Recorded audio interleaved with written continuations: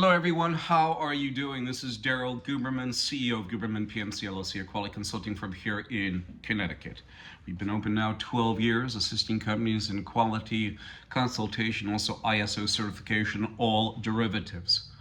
Business owners, my fellow citizens, today is a video that will affect all of us as human beings in our society in America, as well as the world. AOG Technics was a company in England. Their website is gone. They were supplying materials to the aerospace engine manufacturing, like Sarafan, etc. And they were fudging documentation on critical parts inside those engines. And they're flying around on Boeing products, on Airbus products. Pfizer, fudge documentation, quality standards, also Boeing. J&J, Johnson & Johnson. We're going to come out with this. This may be a long video. I apologize, but this has taken years to metastasize. And the ones that you have to blame are the American National Standards Institute, who has all of these organizations, except AOG, on their board. They have Pfizer, Johnson & Johnson, and Boeing. They are also accredited by the American National Crediting Board, which ANSI has taken over since 2018. They're also underwriters for the International Accreditation Form incorporated in Delaware, which is a repository for all these accreditation bodies. In Europe, of course, ANSI-ANAB in the United States. And you also have ILAC, the International Laboratory Accreditation Cooperation, which deals with laboratories, and they are in Australia. Now, ANAB, ANSI are underwriters for those two organizations, which means they take on all legal responsibility. They used to say that we only certify the product. By them taking on the title of underwriters, they take all legal responsibility in all the failure of the systems. They have to be part of the lawsuit. If you need an expert witness, I have over 40 plus years in quality and manufacturing. The title of this video, but before we do this, I'd like to say this to my dear guardian angel, Mark, because this is a topic we've discussed, and I want you to listen to this as well, my fellow citizens. Truth is the objective standard that everything else is measured. Truth is the objective standard that everything is measured by. The truth. The title of this video is AOG Technics, Pfizer, J&J, Boeing fudge processes to get products out. QA expert Daryl Guberman explains. ANSI, the American National Standards Institute, is a private, not-for-profit, non-governmental entity that has both federal agencies and corporations on board. They've been around for over 104 years. They use the term impartiality. It is not impartial. They use the term voluntary. It is not voluntary. It is mandated. You will see many articles out there about we mandate, and it's disgusting. This is a flow chart. I will go through this very briefly. I've gone through it many times, but for those people who are watching me new today, I will tell you this very slowly. Randy Doherty was the Vice President of ANAB and Chairman of the International Accreditation Forum incorporated in Delaware, and also the principal, which he meant he had full control over the International Accreditation Forum between 2009, 2015, and I think he went a little bit further as the principal up to 2017. But Randy was a Vice President of ANAB, Chairman of the IAF.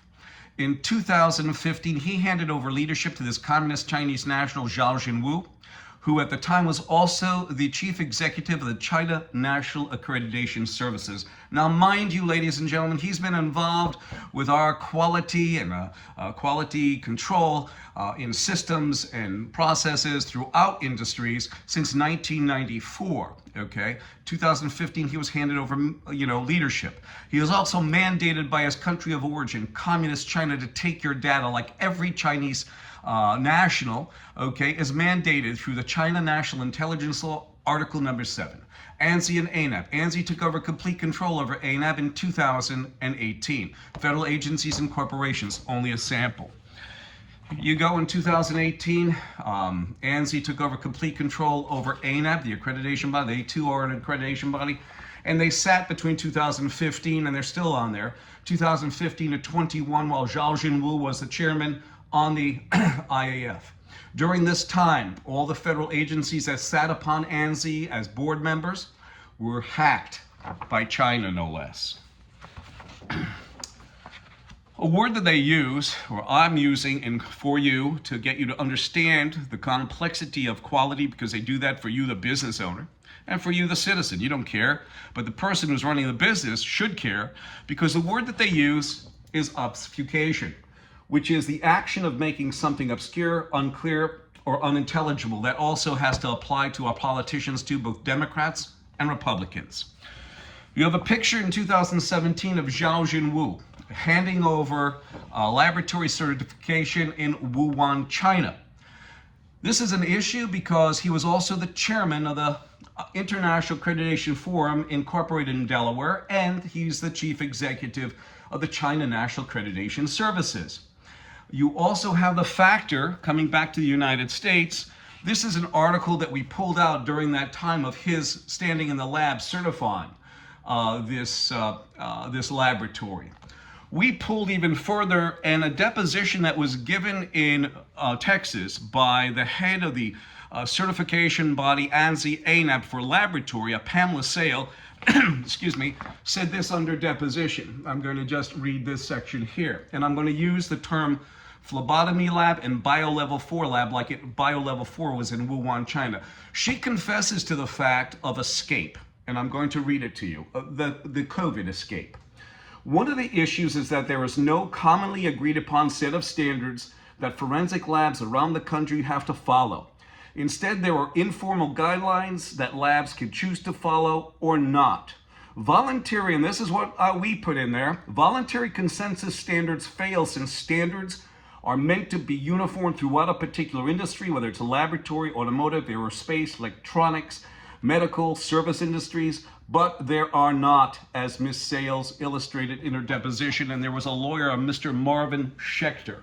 Marvin Schechter, here it is, Marvin Schechter said in a report to the New York State about laboratory failure for ASCLD lab, which is owned by ANSI-ANAB since about 2009. And he said that all that laboratory certification is a badge of honor. We further pulled the factor that ANSI and ANAB to corroborate the situation about them being underwriters. ANSI and ANAB are underwriters for the International Accreditation Forum Incorporated in Delaware, and also the International Laboratory Accreditation Cooperation, which at last look was being run by an Israeli, an Eddie Feller. You have an underwriter. An underwriter is any party that evaluates and assumes another party's risk for a fee.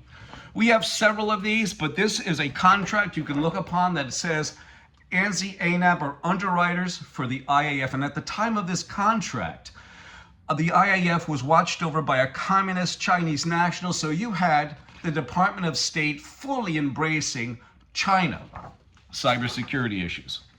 You have Pfizer that sits on ANSI's board.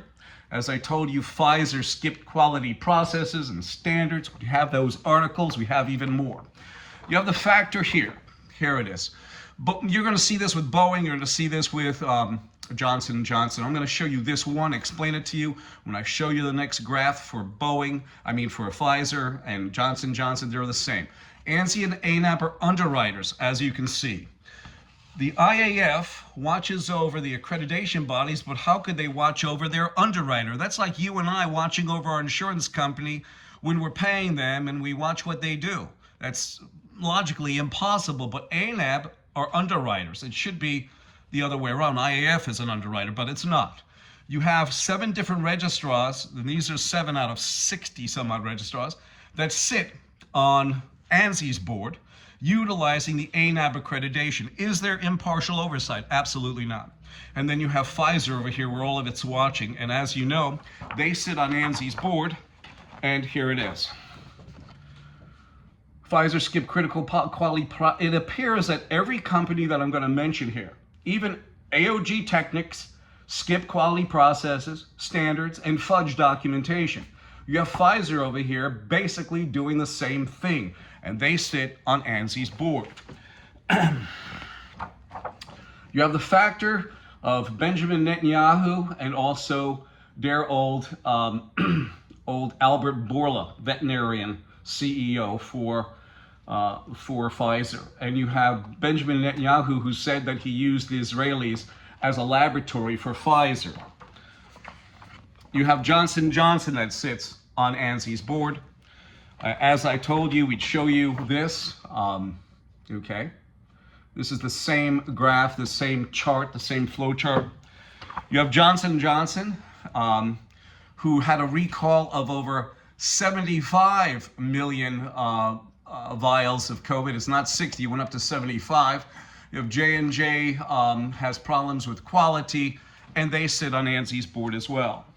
You have Boeing aircraft. Boeing is definitely different. You have the factor that the FAA sits by Boeing and Lockheed on ANSI, and here is this. This came out in 2019, but it was way before that. It was way before that. The FAA increased authority of Boeing's commercial airplane division by self-certifying its own aircraft.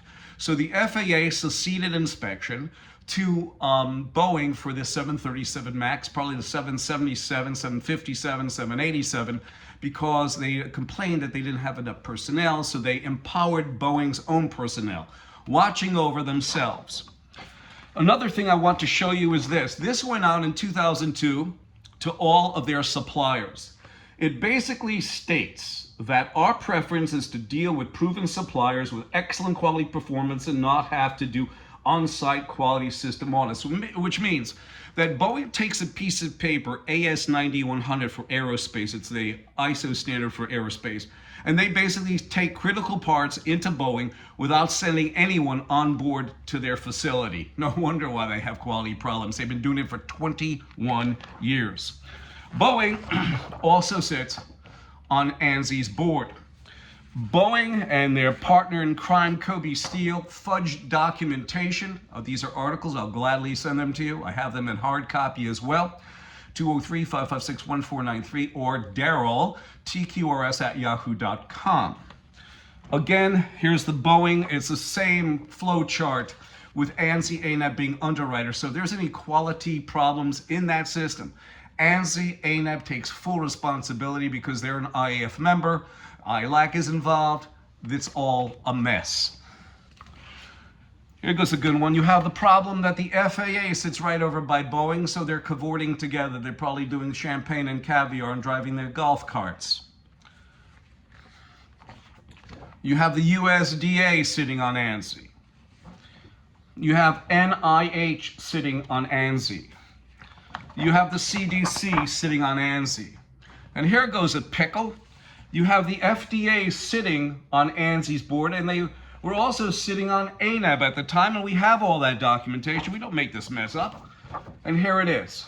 And here's the actual article that FDA expands ANAB recognition under the accredited third-party program. Okay? And there you go, ladies and gentlemen and business owners. Yes.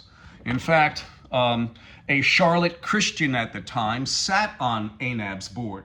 So is that impartiality? Of course not. That's being in bed together. So I'm going to leave the video here. This video today is about AOG Technics. They were fudging documentation. Now they said it went from 60 parts to so many numerous parts. I think the last item they had was like 78 different components that went into these engines that are flying around on Airbus and on Boeing. And then you compound the problem with Boeing fudging documentation along with Kobe Steel, and everybody is involved with ANSI-ANAB, the IAF, ILAC, the IAQG, the International Aerospace Quality Group. They're all in bed together. And then you have the IATF, the International Automotive Task Force for Automotives. And all these car companies just recently, Lockheed Martin, was criticized for producing their 801st F-35 and it still has quality issues. You would figure after the first 2 or 3, they worked all of this out. Here it is, 801, and they're still producing shit. Then you have the factor of automotive. Ford, 875,000 cars recalled for a quality problem. They sit on the IATF making standards, developing the International Automotive Task Force standards for automotive, and they can't get their cars correct. So for the UAW, more power to you, because that CEO, you're going to get your job back with what you want, and then he's going to lay you off and throw all of that stuff into Europe, no matter what they say. You see it time and time again, and whether he fails or he doesn't, he still gets a golden parachute. The final item is this. Truth is the objective standard that everything is measured. Truth is the objective standard that everything is measured. I'm sorry for the length of this video, but I just wanted to show you that it's not AOG Technics just fudging documentation, pushing out material. It's Boeing, Pfizer, J&J, and AOG Technics. This is Daryl Guberman. I thank you. 203-556-1493.